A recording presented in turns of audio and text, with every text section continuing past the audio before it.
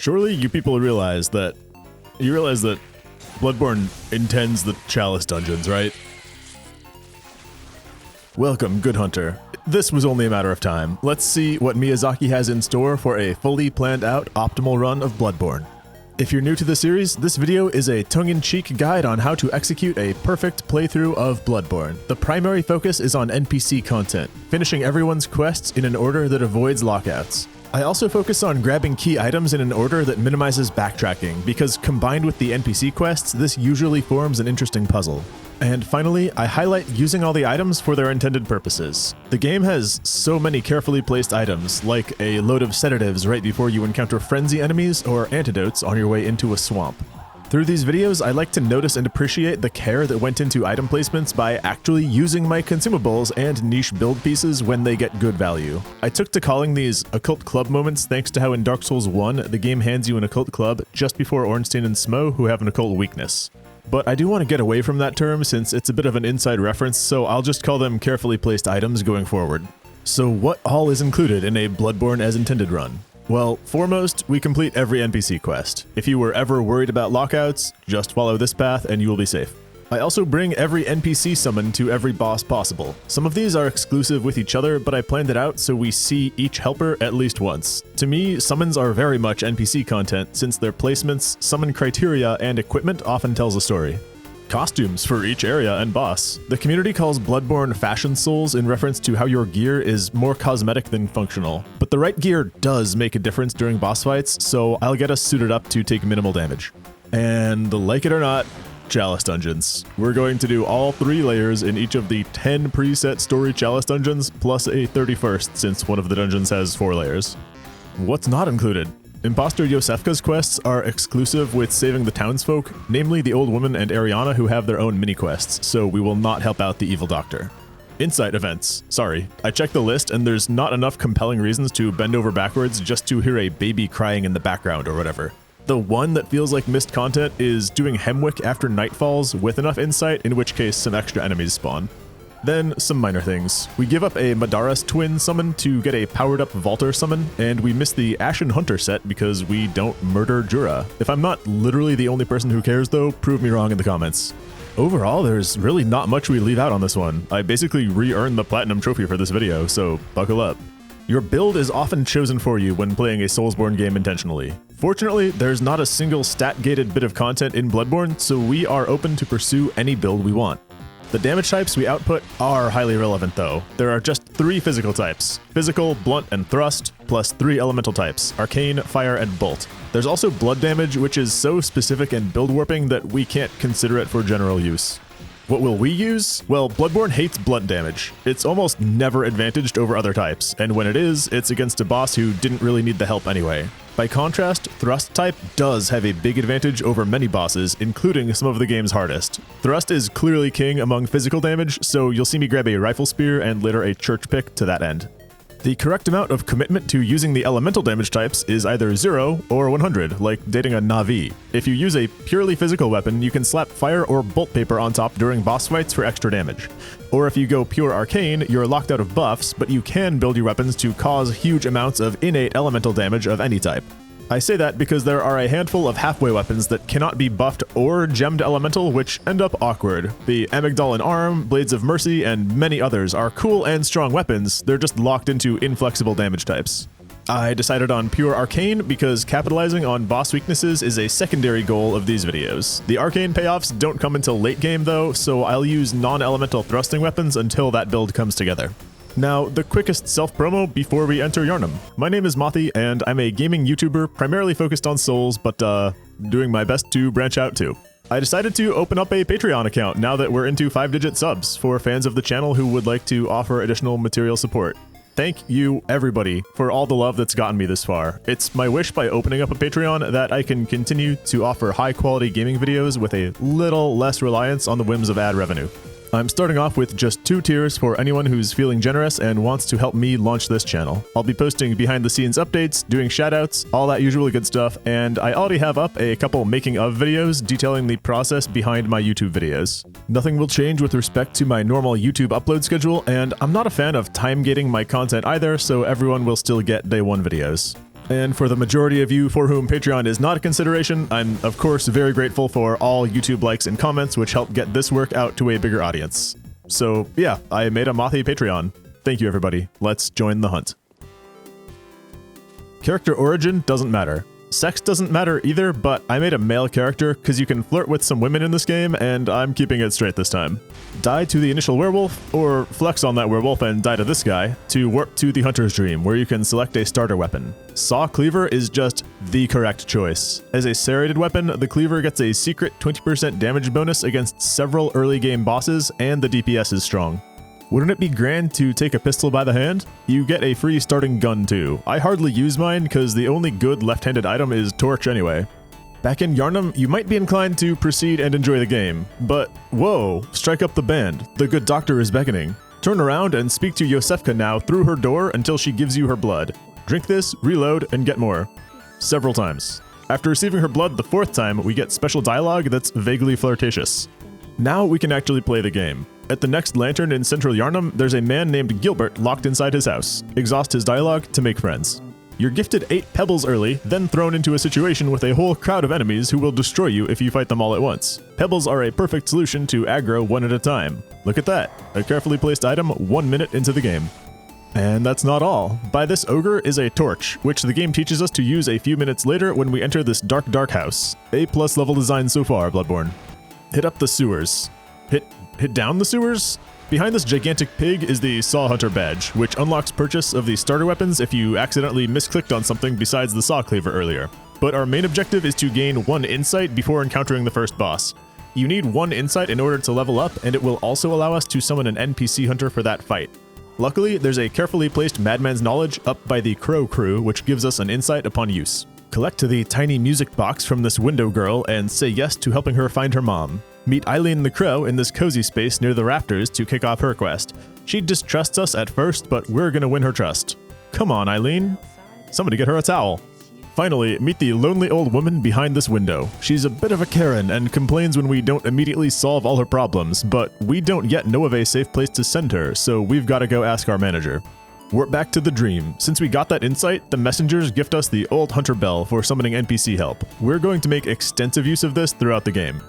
Meet Gehrman. He has little dialogue tidbits throughout the game, but they're not that impactful, and some of them are random chance, so I won't fixate on the Gehrman voice lines. Then meet the doll, a clear Deracine reference, and spend our initial blood echoes on levels to help our odds against the coming boss.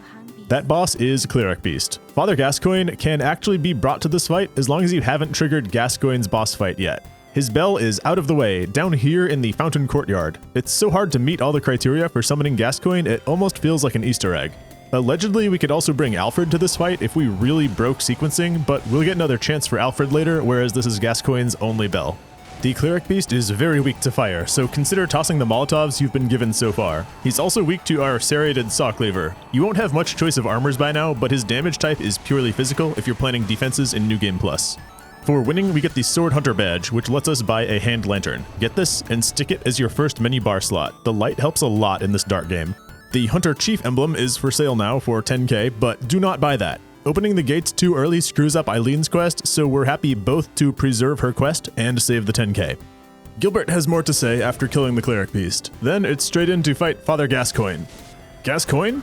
Somebody once asked, could I spare some change for gas? His damage type is again physical. Now I'll say this once. Yes, his gunshots technically deal arcane and fire damage, but those are such a minor damage source compared to his physical attacks that for everybody's sake, I'm going to omit inconsequential damage types when discussing bosses for the rest of this video. You can use the tiny music box twice during phase 1 to stagger the boss, giving you lots of time for free hits. Then, after he transforms into a beast, you can music box once more. With good DPS and a music box, you don't even need to have skill for this fight. For winning, we get the Udin Tomb Key, which is really just permission to walk forward. Make sure to grab the red jeweled brooch too. Don't pop this open yet, because the window girl is going to ask if we've seen her mom, and we want the chance to say no. Also, don't proceed forward yet. Stepping foot in the Cathedral Ward is a trigger to increase the price of all consumables at the Bath Messenger shop in Hunter's Dream. So warp out now and spend all your Gascoigne blood echoes on blood vials. We can get levels later. With that, we're set to proceed. The Blood Gem Workshop tool is on the way up from Gascoigne's arena. Then meet our manager, the Udin Chapel Dweller, to unlock the option to rescue Yharnamites by sending them to this temple. Also, setting foot in this area caused the imposter Iosefka to replace the real one back at her clinic. Okay, errands. For making it to Udin, Gilbert gifts us the flame sprayer if we go revisit him now. Then revisit the window girl. Don't broach the subject of her dead mother, but do send her to the safety of Udin Chapel. Save reload your game and she has departed. Walk back down to that big sewer pig, kill it, and find the red messenger ribbon on the floor, a sad sign that the pig has eaten the girl. Revisit Karen and we can direct her to Udin now. Don't worry, this one survives the journey. We were just still perfecting our instructions before. Head back to the start of the game real quick and converse with the doppelganger Iosefka through the door to unlock the ability to send survivors of the hunt to her clinic. People sent to the clinic this way get experimented upon by this woman transformed into weird blue guys. That's a horrific fate, so we won't send people here that we actually care about. Back to Udin Chapel ourselves. How many times am I going to have to say Udin? Karen has some dialogue now, but she's not very grateful we saved her on the night of the hunt. So proceed to the Cathedral Ward. Meet Alfred, Hunter of Vile Bloods, and tell him we're happy to cooperate for a gift of 3 fire papers, a carefully placed item for either of the upcoming beast bosses. Continue down some creepy broken stairs and enter Old Yarnum. As we stroll into Old Yarnum, Jura threatens us with a good time from the top of his tower. Turn back, or the hunter will face the hunt. I would love to, but I have a job to do and I'm not getting paid to skip bosses. Don't worry, we're going to be friends with Jura later. There are several pungent blood cocktails, tons of antidotes, and a few fire papers spread throughout the area, which are all carefully placed items for the coming boss. Old Yarnum gives you what you need if you let it. Another important item to grab is the Charred Hunter set. Physical and fire is a pair of resistances that come up quite a lot if you're styling outfits for each boss like we are.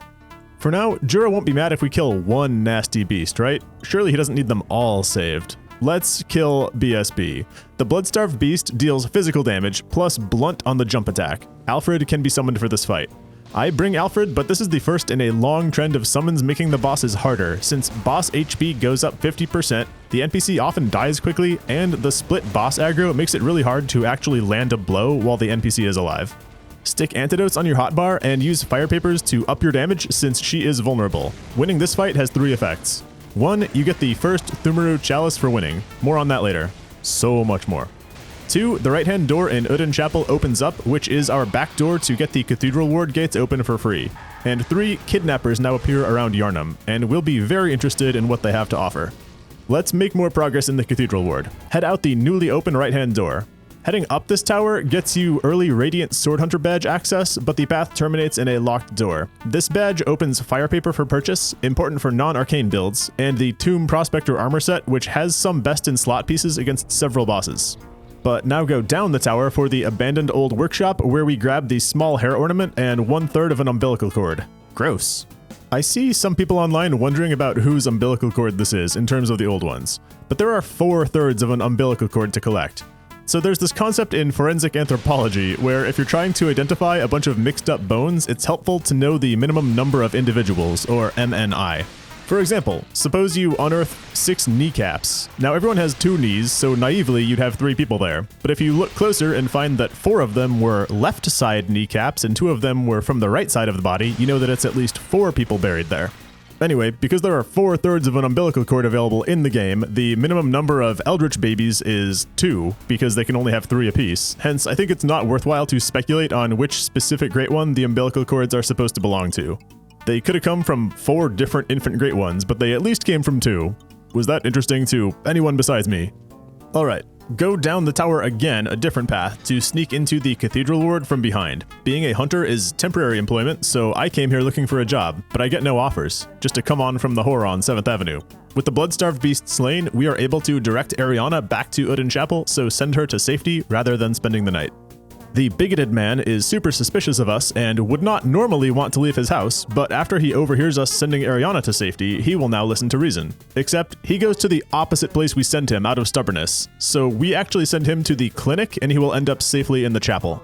The black church set is hanging out down the street. Hang on to this, cause we'll have to cosplay a church member more than once. Then pop open all the gates and get yourself access to the Grand Cathedral, then return to Udin Chapel for errands.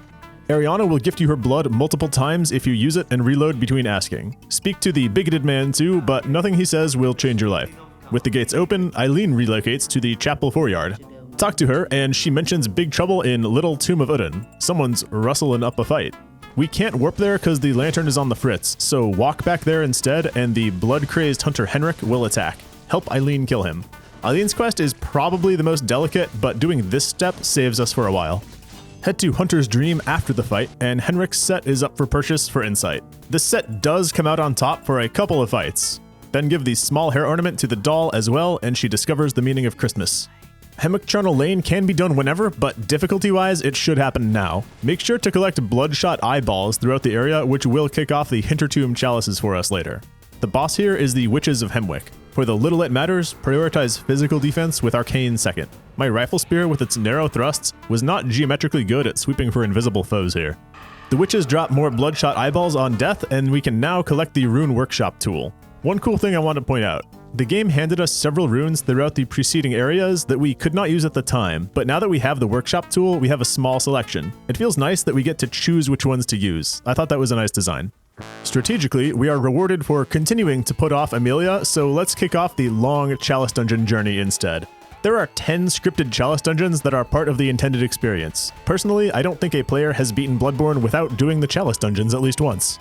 These are optional side dungeons with 3 bosses apiece. The tricky part is, we don't get to pick and choose which Chalice Dungeons we do. The game typically requires items from one dungeon in order to perform the ritual that unlocks the next, meaning we have to do all 10 if we're going to bother with any, since the best rewards, and the content that this run cares about, are in the lowest reaches. Now, you could wait until just before completing the game to run all of the Chalice Dungeons, but that has 3 big downsides. The first several Chalices you do will be a cakewalk, and you'll get really bored having to marathon back-to-back Chalice Dungeons. They are fun, and they are each flavorfully distinct, but doing multiples in a row is still a drag.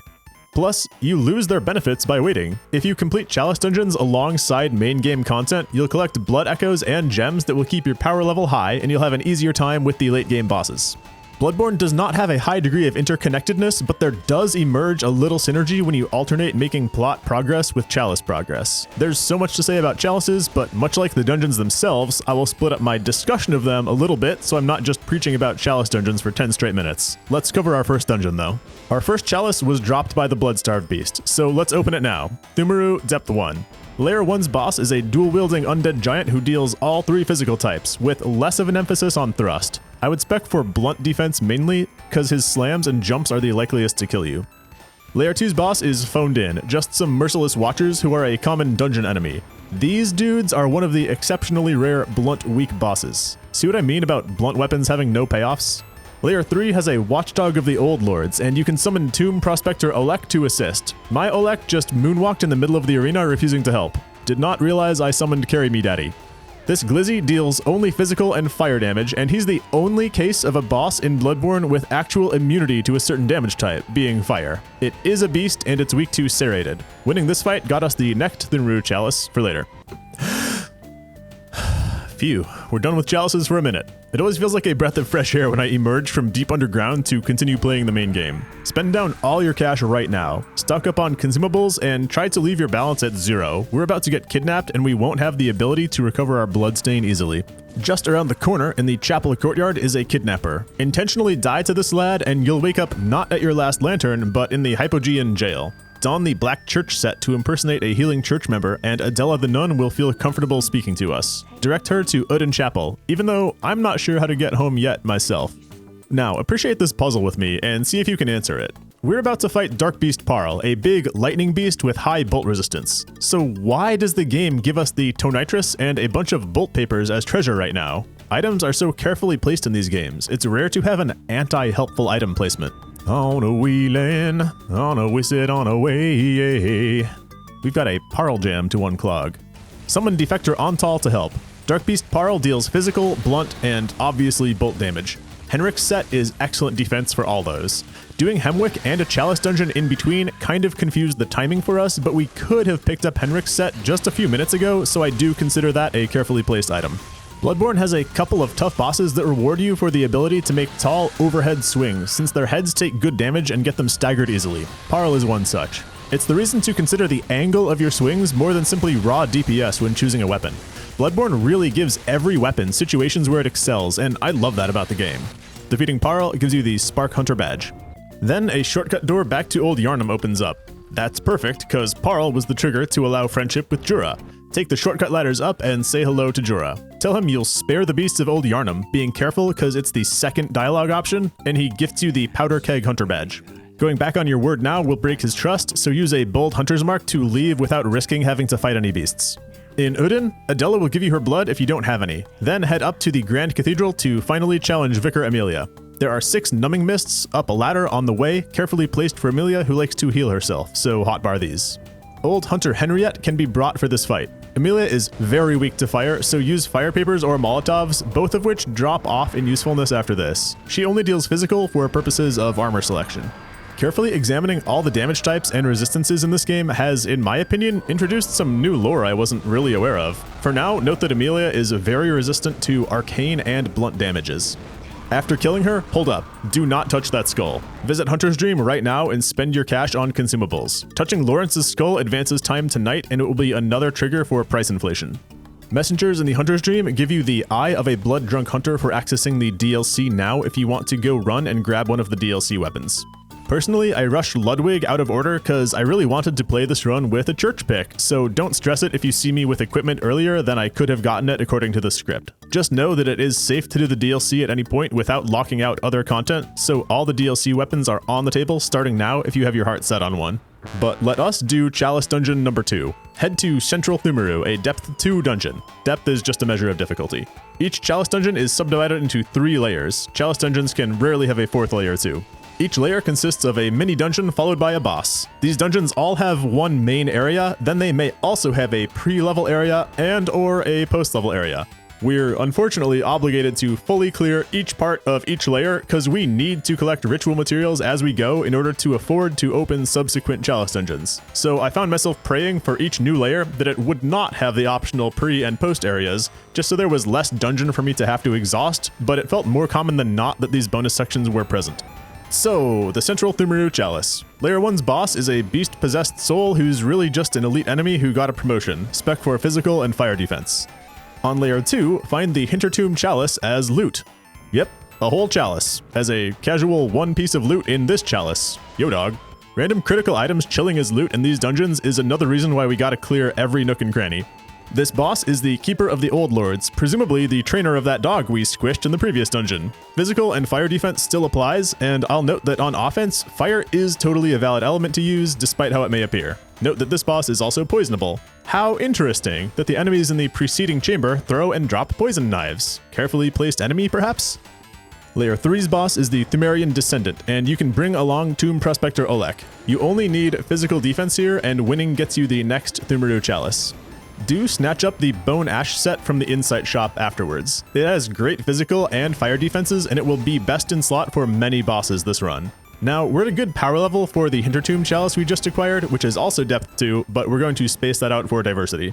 Head back to where we killed Amelia and touch Lawrence's skull to learn the Healing Church adage and gain access to the Forbidden Woods. Alfred has relocated to intercept us on our way out. We can now ask him about corrupted Vileblood, and he gives us his quest. He needs help finding a way into Canehurst Castle.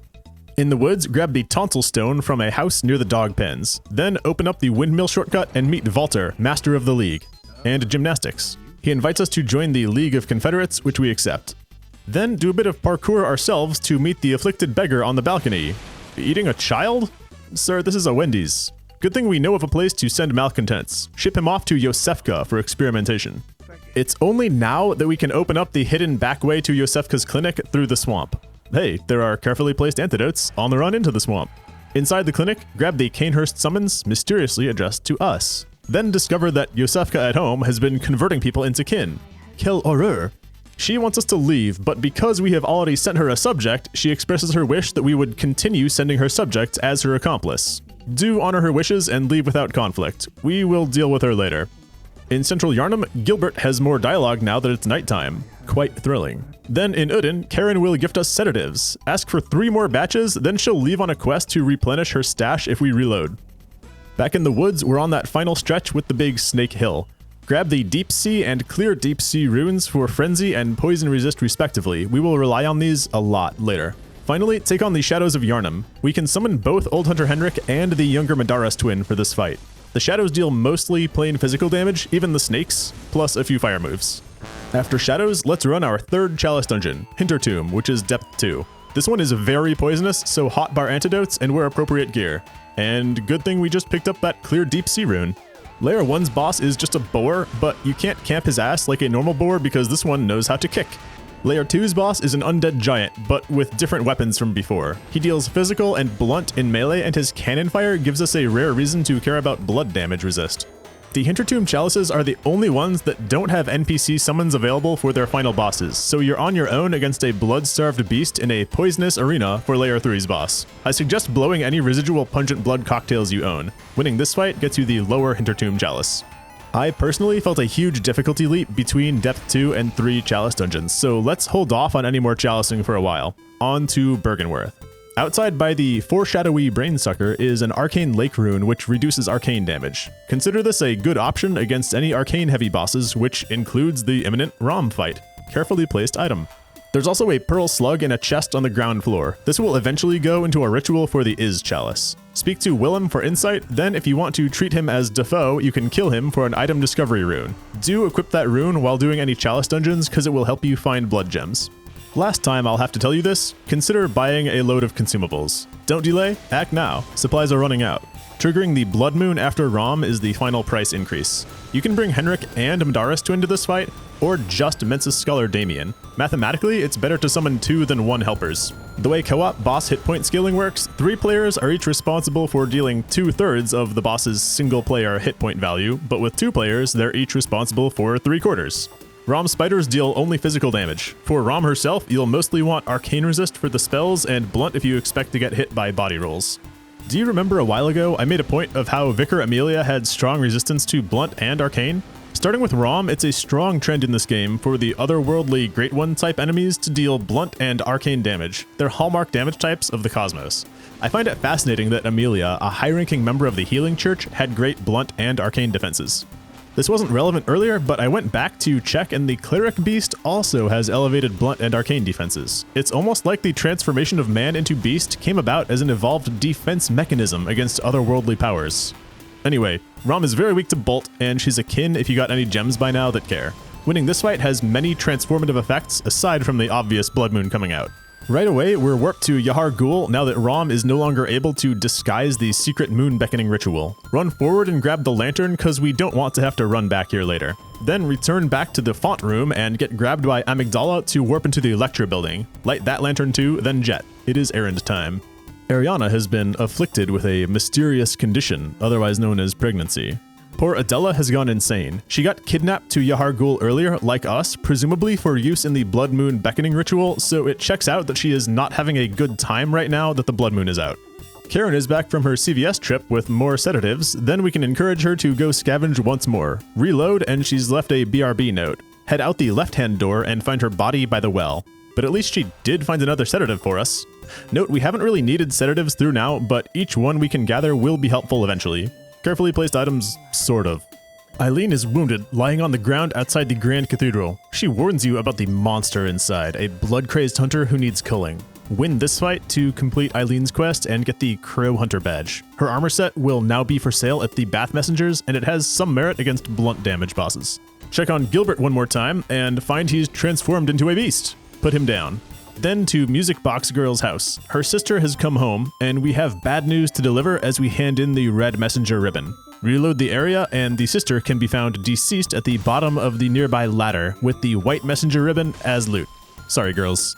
Final errand for now, hit up Iosefka's clinic. Iosefka at home is in rapture, pregnant with an old one's baby. We can kill her now to obtain another third of an umbilical cord.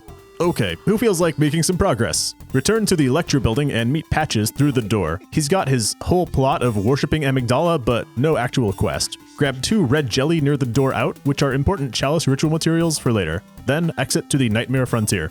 You'll want on your clear deep sea rune for poison resist and deep sea as well for frenzy resist. Antidotes and sedatives on the hotbar. This area holds 4 cold blood flower buds, which are carefully placed items, considering you're going to need them to create the Ailing Laron chalice dungeon, the chalice that the coming boss will drop.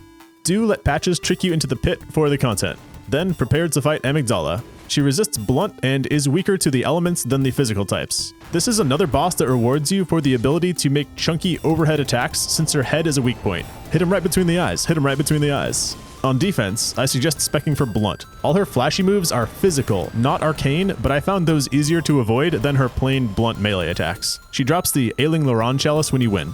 Bloodborne has a pretty big difficulty jump at this point. We've still got to go to Cainhurst, and we're overdue for some chalice progress since Amygdala just dropped a depth 4 chalice and we haven't yet visited the 3s. It's easy to get caught up in the main game and forget to do some chalice content, or to get excited doing chalices and find yourself overpowered next time you touch a story boss. I found a couple of loose opinions on recommended level for chalice dungeons, but one thing I couldn't find anywhere online was a well-planned guide on how to equate chalice dungeons with main game difficulty.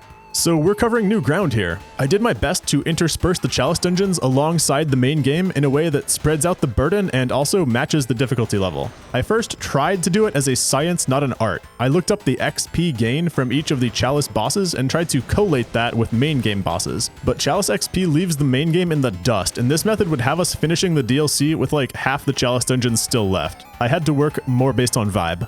But checking chalice XP was valuable. It was a good predictor of the chalice dungeon's difficulty relative to each other. We'll have parallel chalice dungeons available at a few points, and going by boss XP was a good tiebreaker. Speaking of, according to boss XP, the lower Hintertomb dungeon comes before lower Thumaru. This is our 4th chalice and our first at depth 3. The layer 1 boss is a brain sucker, which is just a regular enemy who got a promotion. If you're having trouble damaging it, that's because it's significantly resistant to physical and blunt damage. Try thrust.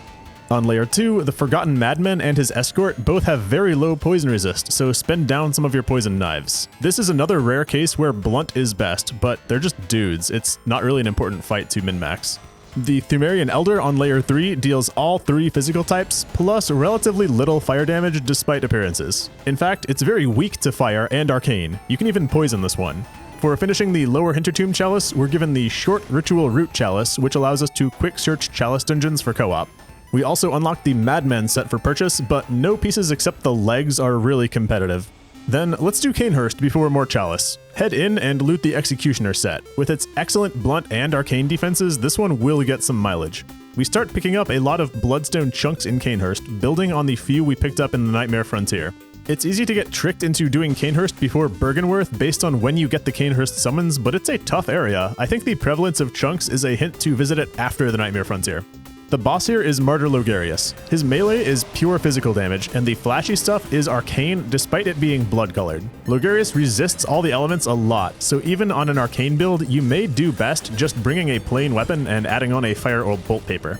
Logarius drops the Crown of Illusions when you win. I mistook this wall for love, but put on the crown and you'll see it was a perfect illusion. Walk up the secret path to the Cainhurst throne room and meet Annalise, Queen of the Vilebloods. She is the secret star of this video. Join her covenant for the Vileblood rune and the Cainhurst badge, which unlocks the Cainhurst set. Also collect the unopened summons from the side table. Buy the Cainhurst set back in Hunter's Dream. With its strong physical defense, this set pulls a lot of weight during non-elemental bosses. Stick on the Vileblood rune because we need to collect a blood dreg now. We never walked the path to the right of the Grand Cathedral doors, so do that now and encounter 2 hostile NPC hunters who drop blood dregs if you have the Vileblood rune equipped.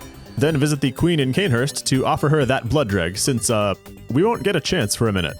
Switch back to the Impurity rune after this. We generally need Impurity on in order to see NPC bells. Back in the Cathedral Ward, hand Alfred the unopened Cainhurst summons, and he thanks us with the Wheel Hunter badge. This lets you buy the Gold Ardeo helmet, which has respectable stats and looks pretty cool, especially with Henrik's armor or the decorative Old Hunter armor.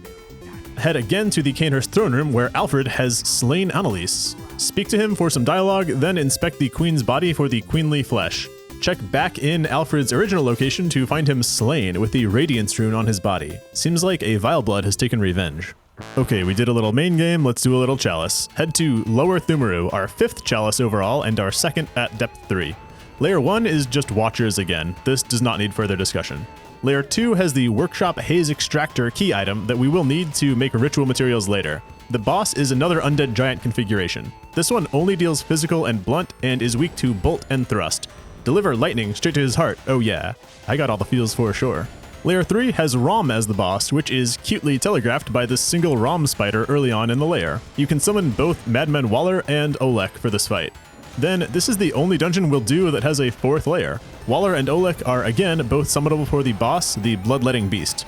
This one deals only blunt, so if you're looking for an excuse to wear your top hat, this is it.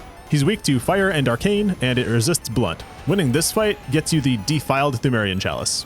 Now, some of these depth 3 chalice bosses, when they're not just regular enemies who got promotions, have really been approaching endgame difficulty. Their damage output is manageable, but the hit points some of these bosses and even normal enemies have is just buffed to the moon. Don't ever feel bad about the extra levels you gain from doing chalices, since you need every bit of DPS just to keep up. Alright, main game. Onward to Yahar Ghul, Unseen Village. Take a hidden drop in this area to reach the Upper Cathedral key. This key opens that locked door way back where we looted the Radiant Sword Hunter badge. Then there's actually not much else to cover here, so head in to fight the One Reborn. Summon Defector Antal, the same guy we had for Parl. He likes to hang out in Yahar Ghul, keeping the streets clean, I guess. One Reborn deals the standard cosmic duo of blunt and arcane damage, and resists them each in turn. He's very weak to bolt, so perhaps that's why the tiny Tonitrus is loot here, and those bolt papers and Tonitrus if we think back to our earlier Yahar Ghul visit. I wonder if there's any significance to Parl being so bolt-affine, whereas One Reborn is weak to bolt, because that sets up another example of beasts evolving to combat the cosmic horrors. After this fight, touch the Mensis caged body to warp to the lecture hall 2nd floor, light the lantern, and leave. Check up on Ariana in Uden Chapel to see that her pregnancy has advanced. That's nice. Head to Upper Cathedral Ward. The Great Lake rune gives 4% damage reduction to all types and is a very strong rune to generally just keep equipped. The Cosmic Eye Watcher badge found in this dark hallway unlocks sedatives for purchase. And visit the balcony to learn the Make Contact gesture. This is one of the only places in Bloodborne where a special item, or gesture as it were, is gained in one place but used in another, aside from keys opening whole areas. You can also loot 2 pearl slugs here, filling out the 3 that we need for the Is chalice that we're about to obtain from Ebrietas. Carefully placed item. But before Ebrietas is the Celestial Emissary. This is another classic blunt/arcane boss, and it's stupid weak to thrust and bolt. Fire is fine too, just don't use its own spells against it. Potter. Then it's cheeky of me to intersperse this between the 2 Upper Cathedral Ward bosses, but they give you a call beyond here, and I was eager to put it to use in the Ailing Loran chalice, so let's start Ailing Loran, our 6th chalice overall, at depth 4. There are 4 different chalice dungeon biomes. So far we've seen Thumeru and Hintertomb. There's also this one, Ailing Loran, and Is. Thumeru is sort of the main biome with dungeons stretching from depth 1 all the way through depth 5. Hintertomb has dungeons at depths 2 and 3, Ailing Loran has dungeons at depths 4 and 5, Is only has a single dungeon at depth 5. You generally collect the ritual materials to open the first dungeon of each biome as you play the main game. Then you'll need to fully clear each layer as you go for the ritual materials to open lower dungeons within a biome. There is some crossover too. The red jellies you need for Thumeru Depth 5 are available in the Is dungeon, and the Bastards of Loran you need for Thumeru Depth 4 are available here. So while there are several flowcharts out there showing Chalice Dungeon order, they don't usually show a full picture of the dependencies when you consider ritual materials. Ailing Loran is my favorite biome to play though. In contrast with the dark and cold Chalice dungeons we've seen so far, Loran is cozy. It's brightly lit, a warm orange-brown, and a lot of the walls feel fuzzy. Layer 1 of Ailing Loran, yes I will alternate how I pronounce Loran every time, has several fire gems available throughout. It's a loose, carefully placed item since the bosses here tend to be weak to fire, but really Loran is just the best place to hunt for elemental gems. Beast-Possessed Soul is the first boss. He's very weak to fire, but everything is valid to use, even poison. You'll want to defend against physical and fire. Layer 2 has a pungent blood cocktail as loot, both carefully placed and foreshadowing Blood-Starved Beast as the layer boss. With its astronomical health pool, her final phase is a lot more dangerous than before, as you have to survive her poison aura for a long time. Consider weighing poison resist gear more highly than your normal physical defense. In Layer 3, make sure to collect 4 Bastards of Loran, a rare ritual ingredient. Then, Abhorrent Beast is the boss, and we can bring along Old Hunter Vitus or Beast Claw Joseph. These 2 men have 2 summons apiece, and they're exclusive with each other, so we'll bring one of them now and the other guy next time. Winning this fight gives us our first Depth 5 Chalice, Lower Ailing Loran. Alright, time for Ebrietas. This was my hardest fight in my first playthrough, tailed by Logarius, but both of those were miles ahead of 3rd place, so I've been a little trepid about facing her this time. Except, now I have the power of research on my side. All her fancy attacks deal arcane damage, even though visually it looks like blood. Her other attacks are physical and blunt, but prioritize blunt since these are the attacks that can actually kill you, such as her charge and slams. Ebrietas is kin if you have gems that give you an edge there. Otherwise, use thrust and bolt, which she's very weak to. You can bring along Mensis Scholar Damien to help. Defeating her gains us the Is Chalice, our second Depth 5 Chalice. After the fight, inspect the altar in her arena. Offer the queenly flesh here to turn back time and revive Queen Annalise. We will be revisiting the queen later, but for now, just head to the lecture building, 2nd floor. This is like the 4th time I've called out sedatives, but there's a bundle of 6 on the floor here, carefully placed for Mensis in a minute. Also, finally meet Patches here face to face. He goes off about Amygdala some more, gives us a rune no matter how we answer, then we're done with him. You will want every point of frenzy resistance you can muster for the Nightmare of Mensis. Besides the glowing brain of Mensis, there are several Winter Lantern enemies here who will frenzy you. Start by passing through Australia and climb the castle halfway to fight Mikolash. No, not Mikolash, Mikolash. He only deals arcane damage, and any damage type you want to use on offense is fine. There are various ways to cheese him, but for the intended experience, you ought to just chase him down for a while and have a showdown. After beating Mikolash, we have access to the infant great one Murgo, but she's gone tomorrow. All that we want is another baby. Because Mikolash's fight was the trigger for Ariana to give birth. Head down below Udin Chapel and meet Ariana's unusual baby. Good thing we don't live in a glass house, cause we gotta stone this thing to death. For value. Killing the worm baby gets us our third of an umbilical cord, but it sadly causes the mother's death too. At least we gain her pretty shoes. With that sad errand behind us, return to the Nightmare of Mensis and continue up the castle. Jump off an elevator for a secret passage full of Winter Lantern enemies, the ultimate test of our frenzy resistance, and a good sink for those sedatives. This path leads you to a lever where you can drop down the nasty brain of Mensis creature. Later, join it down in the abyss and hold the make contact gesture for half a minute until it grants you a rune. Then kill the brain for a living string. What a terrible thing to lose. Continue climbing the castle. Murgo's wet nurse waits at the top. I was so juiced from doing chalice dungeons, I've been able to be real sloppy on these latter story bosses, and this one is no different. An easy first try. On defense, protect against physical and thrust damage. On offense, avoid blunt. But the wet nurse was just a protector. Our real target is the infant great one, Murgo. Topple the baby's pram, then silence. Sirens. It all went down like our nightmare the night before. We finally dispelled the Nightmare of Mensis and achieved the objective Gehrman and his patron had in mind for us. For winning here, we get our 4th and final of an umbilical cord. And this could be it. We could be done with the game right now. But I know that's not what y'all wanted. There's a whole DLC to touch and 2 optional final bosses. And lucky us, 4 more chalice dungeons. So I'll make you a deal. Stick with me through 4 more chalices interspersed with the DLC bosses, and I will fight the final 2 main game bosses instead of taking the peaceful ending, even though I prefer that ending canonically. Let's cover our 7th chalice dungeon right now, the Depth 4 Defiled Thumero dungeon. For this dungeon, your character's max HP is cut in half. Hopefully you've soft capped at 50 vitality by now, or this will be a rough go. I also recommend, if you have any economic or quality of life runes equipped, that you swap them out for Clockwise Metamorphosis for hit points, Great Lake for damage reduction, and Lake for physical damage reduction. The level parts of this dungeon are not so bad as long as you're careful, but the bosses can be brutal thanks to the hit point reduction. Layer 1 starts off with a reprised Keeper of the Old Lords, who is mercifully not a problem. Layer 2 is a reprised Watchdog of the Old Lords. This one can be tough with half health. But to help you out, they give us an NPC summon even though this is not the final layer of the dungeon. Grab a Queen Killer to help you out in this fight.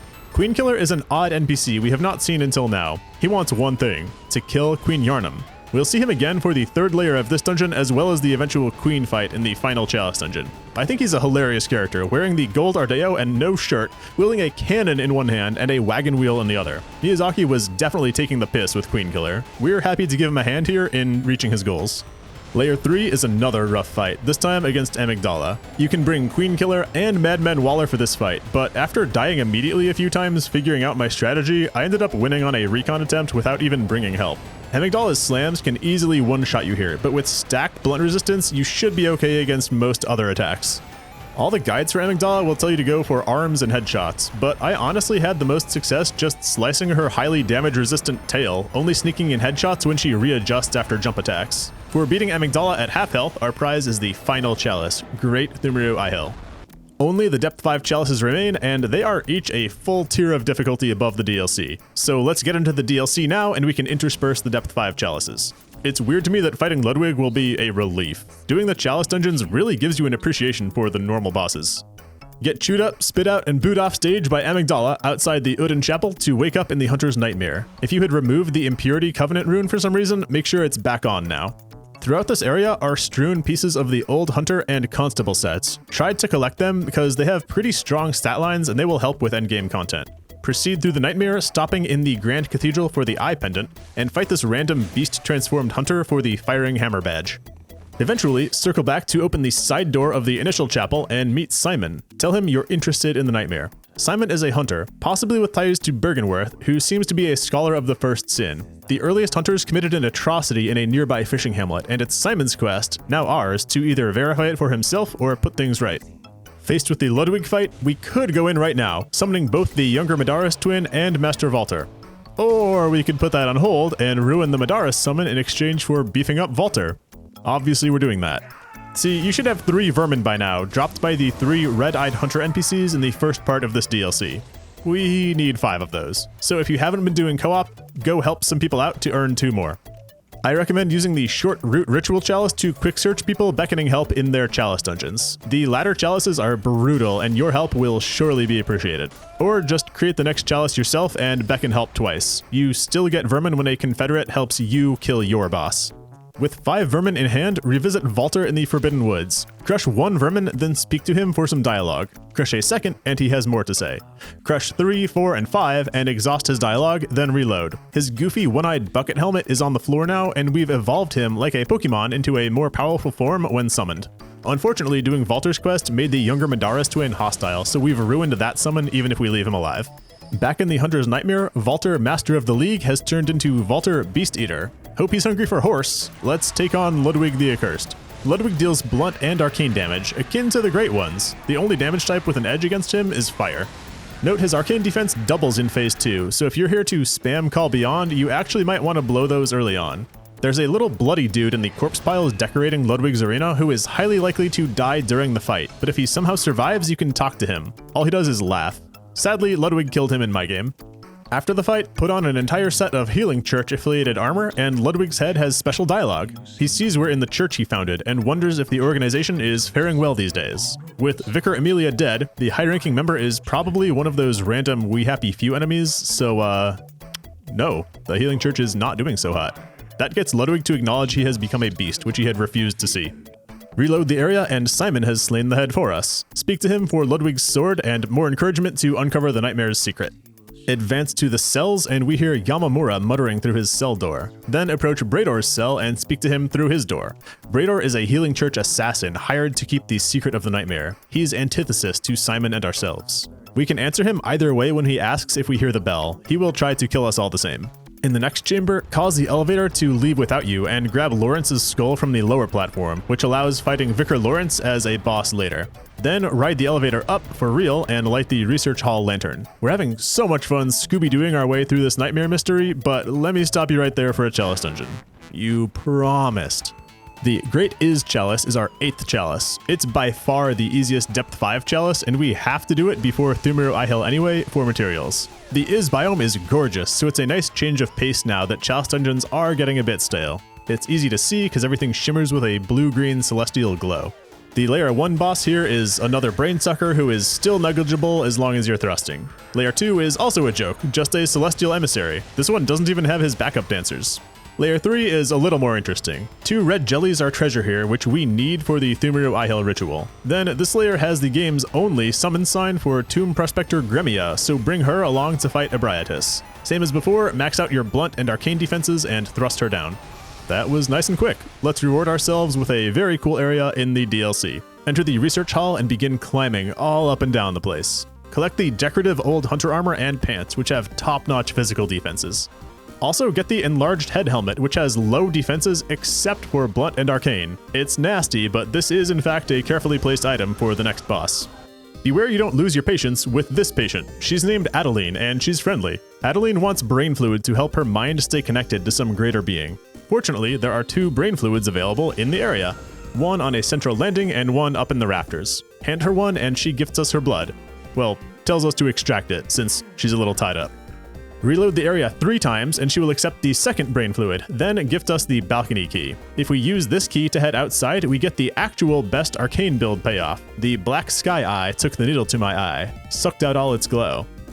Grab the underground cell key from a hidden room and we can head backwards to Yamamura's cell. Open the door and kill him for his armor set and to enable him as a summon. Hopefully Simon has joined you by now at the Research Hall Lantern for more dialogue. Reload the area if he's still missing. He gets straight to the point, telling us we must climb the tower and kill Lady Maria. Can do.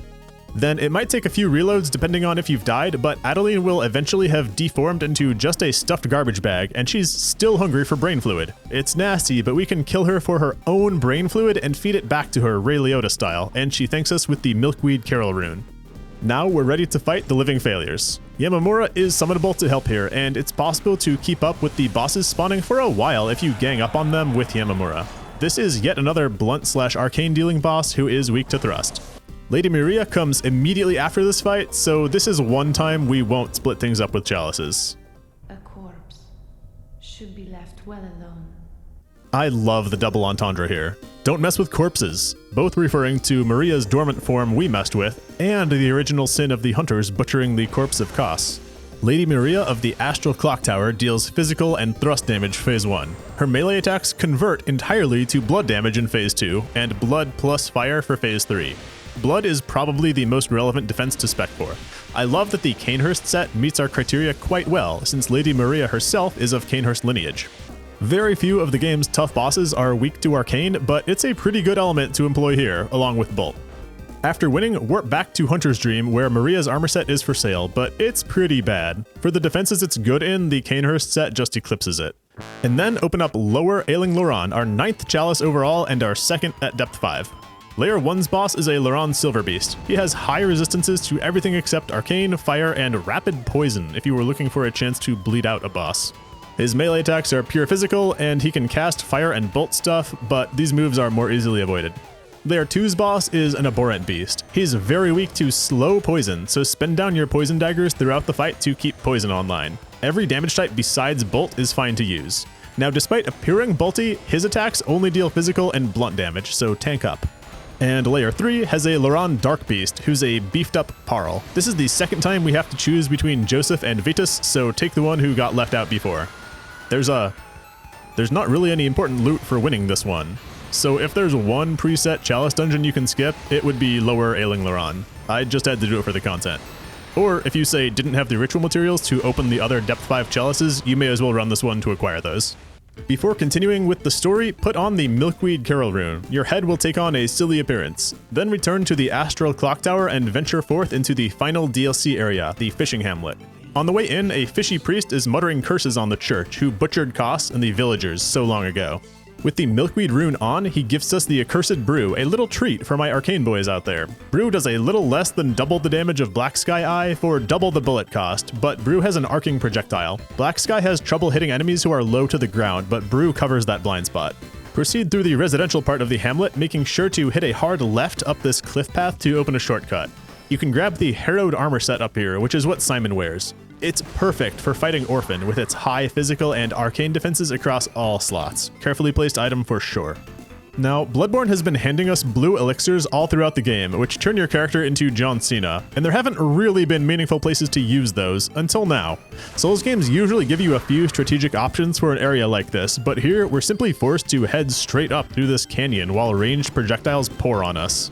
But a blue elixir can help you reach the caster at the back with less pain and go from there.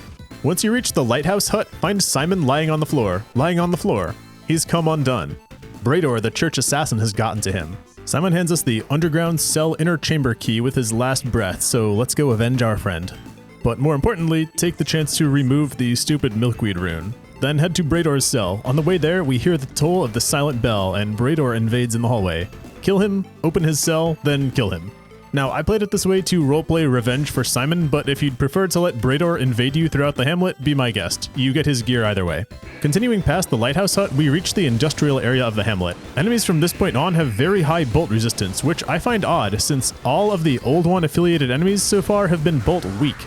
Perhaps the bolt affinity of the fishmen is intended to tie them, and perhaps even Kos herself, closer to humanity, or at least this planet, than to the great ones of the cosmos. These enemies are much weaker to fire, so enter the Matrix and give them Lawrence fish burns. We're gonna reuse that pun, I'm warning you now. Because we slew Brador in his cell, he doesn't invade us throughout the zone, but the pieces of his armor set are lying around at his normal invasion spots. Then, all of a sudden, we're ready to take on the Orphan of Kos, whom I personally consider to be the final boss of Bloodborne. He's really difficult, the lore is fascinating, and this is the big secret of the whole nightmare. Everything past Orphan just feels clerical. Pun not intended. Orphan deals physical and arcane damage, so the Herod set is perfect. Kinda weird how we not only took on Simon's quest, but his whole identity after he died. Orphan is very resistant to arcane and slightly weaker to fire than bolt, but physical damage of all types is really the winner. The best weapon here will have a quick horizontal swing, so you can sneak in hits after his combos and dodge out. I had to use my church pick untricked because the sword form had a much easier time connecting. After the fight, we can finally fulfill Castlevania II Simon's quest and attack the ghastly echo of Orphan to end the Hunter's nightmare, many generations overdue. Now, that was cool, but what's cooler than being cool? Doing another chalice dungeon. This is our final one, y'all. Create the Great Thumero Eye Hill Depth 5 dungeon. Layer 1's boss is a Thumerian descendant who deals physical damage, is very weak to arcane and fire, and is also poisonable.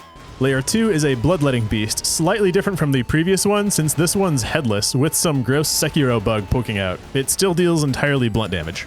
And Layer 3 is what we've been building to this entire time. 31 chalice layers, all so we could fight this special boss at the deepest chamber, Yharnam, Thumerian Queen.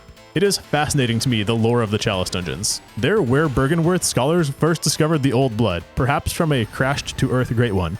We know the dungeons are also a tomb from all the coffins and the presence of the Tomb Prospectors faction. Queen Yharnam being down here is a bit of a chicken and egg quandary to me. Did the Thumerians dedicate this their tomb after discovering a venerable old one?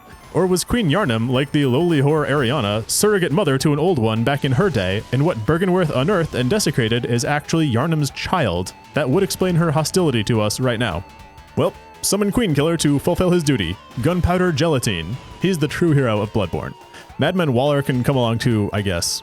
The Queen deals physical, thrust, and arcane, which, get this, makes the Gold Ardeo the optimal helmet for this fight. Queen Killer's outfit is no accident. Every type is valid on offense, including poisons, but as a final middle finger to blunt weapons, she resists blunt more than other types. For defeating the Queen, we gain the Yharnam Stone. This key item does absolutely nothing but serve as a trophy. It does carry forward into New Game Plus though, so you can keep proof of your efforts for longer than 5 minutes. With that, we're finally done with the preset chalice dungeons. Hallelujah. It's time to fight the last DLC boss, who could also have been the second DLC boss, Lawrence, the first Vicar. Valter Beast Eater is again available for this fight. This boss is almost immune to fire, so we can't Fishburn Lawrence this time. There, I told you we'd reuse it. Lawrence resists bolt, arcane, and blunt pretty well. Physical and thrust are the only advantages to be found. Beast and/or serrated bonuses do apply at least. He deals just physical and fire damage. For my part, as an arcane caster, when he's crawling around on the floor, I found Accursed Brew to be better at hitting him where Black Sky Eye kept whiffing. With Lawrence done, we have finished the DLC, and all that remains are the final bosses. Right? I have a confession. We have to enter one more chalice dungeon, but there's no pressure to complete this one. We can be done in just a minute. First, create any Depth 5 Root Chalice dungeon with all 3 offerings, Fetid, Rotten, and Cursed. Root Chalices generate random dungeons in a biome of your choosing, and each rite applied increases the difficulty, but also the rewards. Root Chalice rituals done with offerings is normally how you would farm high-level blood gems. We don't need to actually play this dungeon, we merely had to create a dungeon with each of the rites as a prerequisite for joining any other player-created chalices that use the same rites. With that prerequisite satisfied, make sure you're online, then search by glyph for dungeon E99T-DH9F. If that one becomes invalid, I'm sure the wikis will update with a new one. If you really want to find your own, it will probably take some farming, but create Thumero Eye Hill root dungeons with at least the Fetid and Rotten offerings. It's a beautiful night. I'm looking for something dumb to do. Queen Vileblood, I think I want to marry you. We did all of these 31 chalice dungeon layers for this one item, a Ring of Betrothal. What, you didn't actually think I cared about those chalice dungeon bosses, did you? They were neat, I guess, but I mean, 2.5 lines of Annalise dialogue is something I just can't pass up on a run like this. If I'm good for one thing, it's commitment to the bit.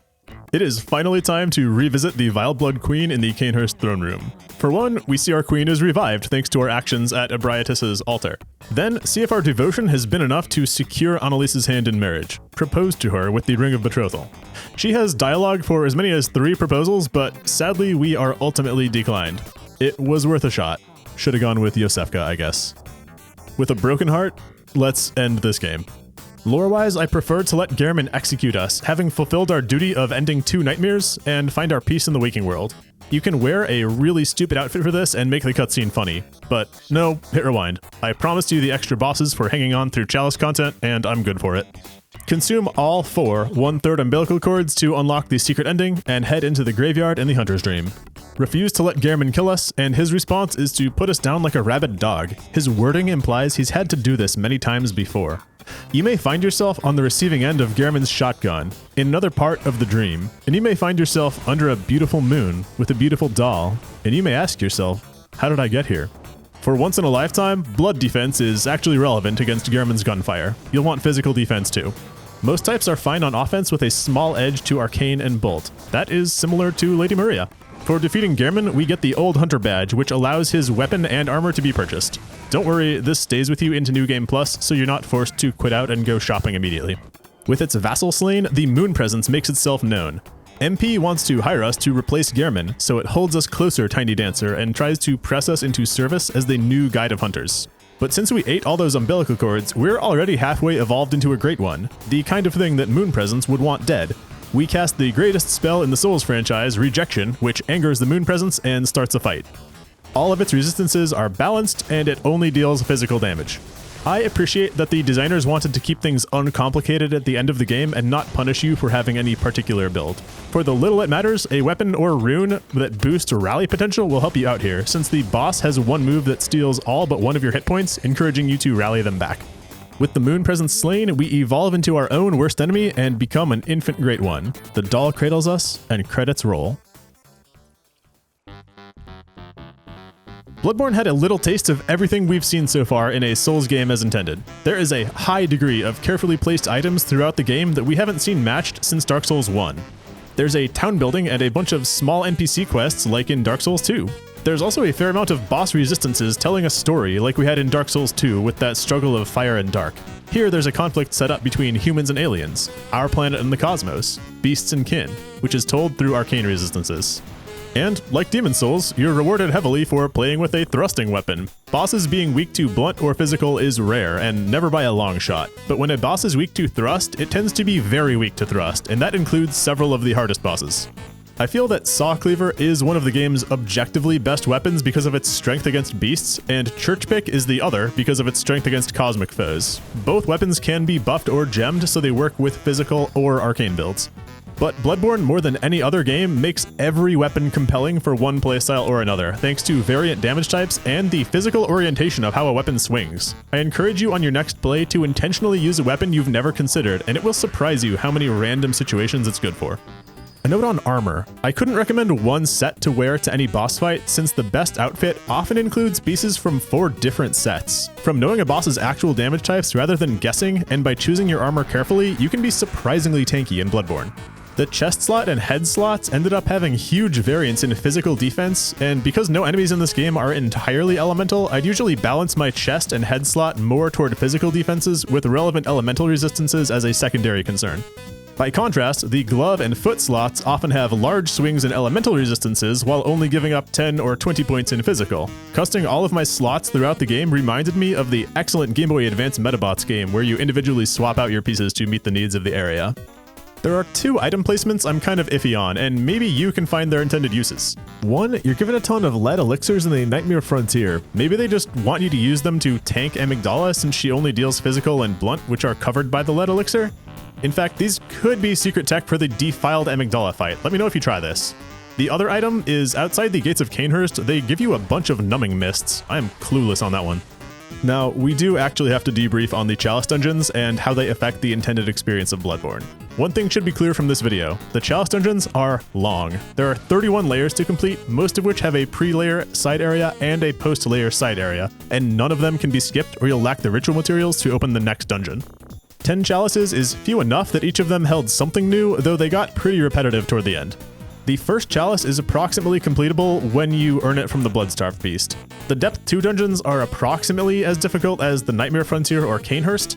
Depth 3 dungeons match the DLC, and Depths 4 or 5 either match the DLC or come after it in terms of difficulty. Chalice dungeons do not scale with New Game Plus cycles though, so I'd actually say it's intended to complete Depth 4 and 5 dungeons during New Game Plus. I just wasn't going to run the game twice to gather footage. By doing them all on New Game, I had more than enough levels to max my arcane stat, soft cap vitality, and blow a bunch of superfluous levels on endurance and inefficient vitality. It definitely made me over-leveled for the normal endgame content. And yet, it felt pretty good completing them in one cycle, playing a little main game, then a little chalice. On my first ever Bloodborne play, I'd make progress in the main game until I got stuck on a boss, then go play chalices until I got stuck on a boss there, and it was this nice little ping-pong of difficulty, with either path helping me get stronger for the other. It's almost like that Elden Ring philosophy of, if a boss is too hard, leaving it behind to explore, except Bloodborne limits you to just 2 options and avoids decision paralysis. That is all for Bloodborne. I'll give a final plug for my brand new Patreon for anyone who feels generous and wants to support my content. Thank you for your consideration. And a huge thanks to everyone watching through to the end of this video. A lot of my community had been asking for Bloodborne for a while now, and I knew it would be huge, so I'm happy for both of us that we got this video done. Do please hit like and leave a comment if you had fun here today. Until next time, peace out, Girl Scout.